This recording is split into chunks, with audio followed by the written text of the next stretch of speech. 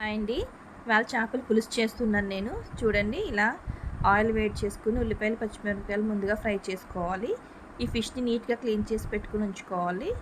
ఇందులో మనం సరిపడా ఉప్పు, అలాగే కారం, పులుసు చేస్తున్నాం కదండి, కొంచెం కారం ఎక్కువ పడుతుంది, వేసుకోవాలి చూసుకొని. ఉల్లిపాయలు మనకి బ్రౌన్ కలర్లో వచ్చేలాగా ఫ్రై చేసుకోవాలండి. ఈ లోపల మనం సాల్ట్ వేసుకుని మ్యారినేట్ చేసుకున్న ఫిష్లో పక్కన ఉంచుకోవాలి.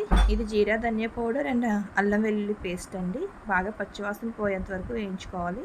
తర్వాత అందులో మనం కలిపి పెట్టుకున్న ఫిష్ ముక్కలు వేసుకొని కొంచెం ఒక 2-3 నిమిషాలు కలుపుకొని ఉడికించుకోవాలండి. తర్వాత ఇలా ఉడికించిన చేపల్లో మనం చింతపండు రసం వేసుకొని, చూసారా, చింతపండు రసం వేసుకొని ఉడికించుకోవాలి. ఒకసారి లైట్గా కలుపుకొని మూత పెట్టుకొని ఒక 5 నిమిషాల వరకు హై ఫ్లేమ్లో ఉడికించుకోవాలి. తర్వాత మనం ఫ్లేమ్ని అడ్జస్ట్ చేసుకుంటూ స్లో ఫ్లేమ్లో పెట్టుకొని కొత్తిమీర, కరివేపాకు వేసుకొని చేసుకోవాలి. చూసారా ఎంత చక్కగా